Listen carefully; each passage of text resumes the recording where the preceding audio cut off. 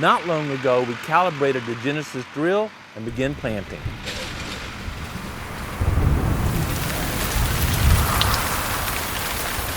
We've had several timely rains here at the Proving Grounds recently, and the Eagle Seed beans are sprouting throughout our plots.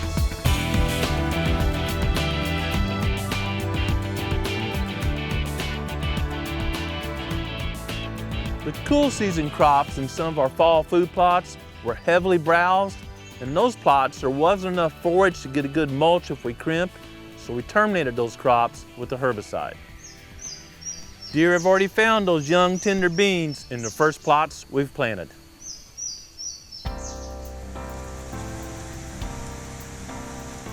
Forage soybeans are an excellent warm season crop. I prefer soybeans over corn because the deer eat on the forage all summer and the pods throughout the winter. So for most of us with limited food plot acres, I need something that's productive as many months as possible, and the best option for that is forage soybeans. Along that same line of maximizing production per each acre of food plot, I'm always going to use Eagle Seed's indeterminate varieties of forage soybeans.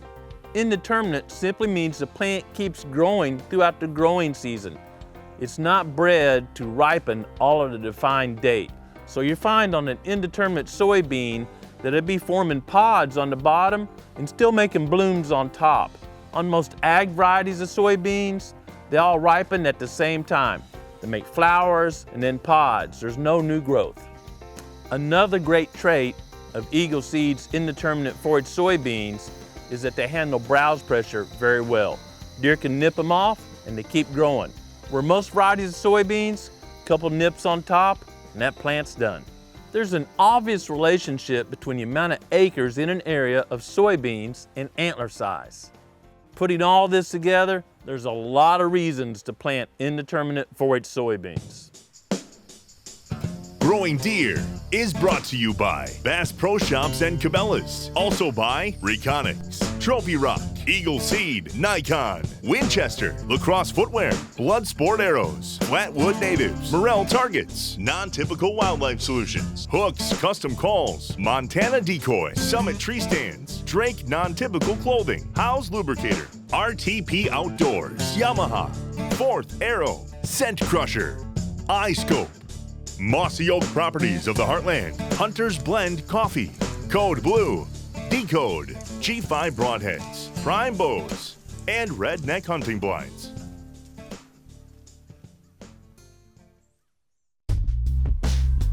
Somebody stand right by that post, please.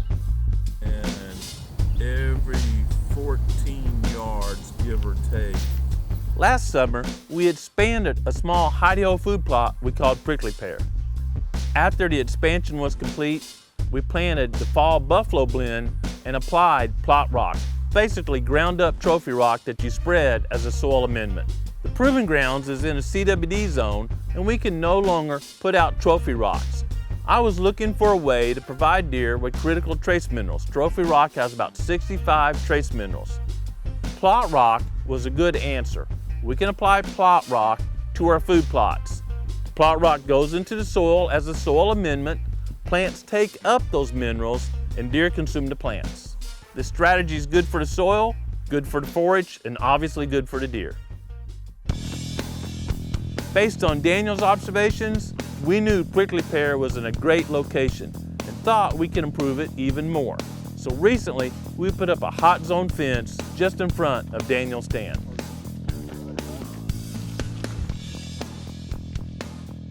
So we're gonna run down the road and back that way and just make a square right here.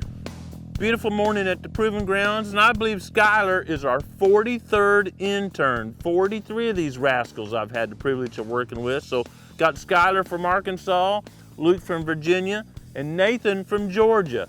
And together today, we're gonna be putting up a hot zone fence. We're in a field we call Prickly Pear. Daniel took 4 does out of his plot last year and they got browsed extremely heavily. It's a small food plot in the middle of a lot of timber. So I want to use the hot zone to protect a small portion of the beans, maybe a quarter acre or so, and allow those to make pods, which is super attractive during the late season. The rest of the field, the beans will grow, but it'll probably be browsed on pretty hard. And about August or so, we're drilled right through those beans with the buffalo blend. A lot of people ask, guys, why do you plant stuff and then protect it with a fence?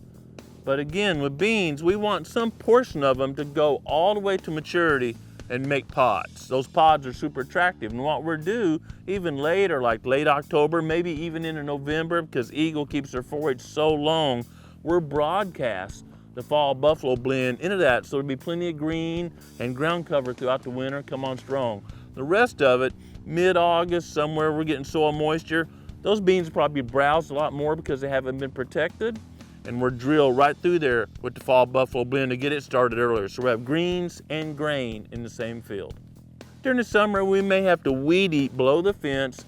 Otherwise, that vegetation will short the fence out or zap all the electricity out of the fence. The most important thing to a fence working properly is getting a really good ground. So we'll work hard to drive the ground rod down through these rocks. That's one of the bigger challenges. We'll probably take turns rotating on that one. But the hot zone works real simply. It's got a solar panel. Obviously, the sun's not running at night, right? So we'll put a deep cycle battery there, and that solar panel is actually a trickle charger to keep the battery going. So during the night, the fence is hot because the deer are most active during the night, and they check everything out their nose, right? When you see a deer come check something out through the woods, it doesn't reach out and tap it with its paw. It hits it with that moist nose. And when that moist nose hits that hot zone fence, that baby knows not to look at those beans on the inside. That's taboo. So we've got a strategy here. Daniel found a tree last year that worked great. We don't want to change that stand location. Those summits are working great. We'll probably start the fence about 10 yards from there. So before we open up the fence or take it down and let deer have access to the pods, we're creating a bottleneck. That fence not only serves to protect the beans, but make a bottleneck to get deer within range and provide some hunting opportunities.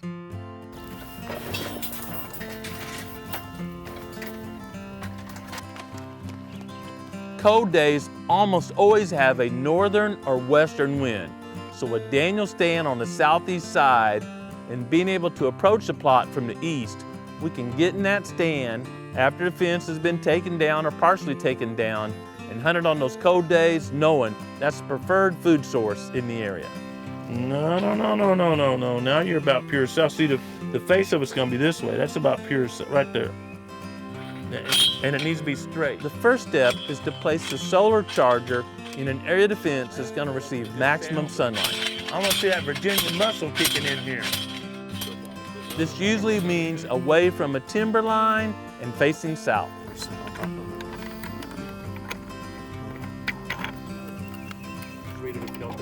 The next step is to place the corner post to define the perimeter of the fence. Somebody stand right by that post, please. This technique is great for properties of any size, but I really like them for small properties. It allows those folks to maintain high quality food plots into the hunting season. The hot zone is a 2-layer fence. The outside layer has a single strand of poly tape, and the inside, about 3 feet away toward the food you wish to protect, has 2 wires, one 10 and 24 inches above the ground. I've been using hot zone fences for years, and this design works excellent.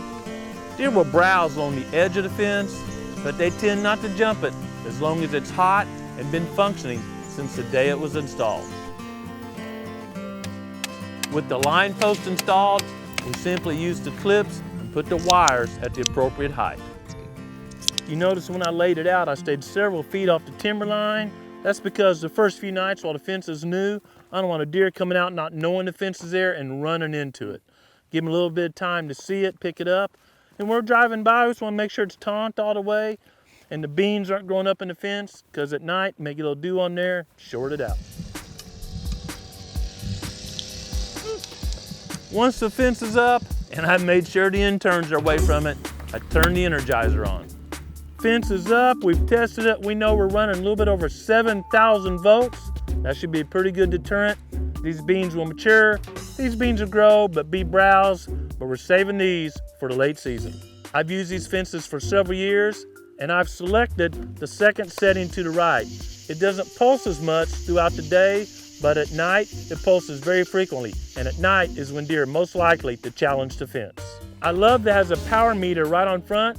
I can drive by, and as long as all the lights are lighting up red, I know that baby's hot. The photo eye tells the fence whether it's day or night, so it adjusts automatically to changing day length. It may not seem necessary now, we just planted the field, but we'll show this to you in a couple weeks, and there may be already a difference between inside and outside the fence. If you put the fence up, but don't charge it that day, deer will lose their fear of it, and once they lose their fear, they'll jump it even after it's charged. We'll be sharing updates from this project throughout the summer, and certainly from a tree stand this fall.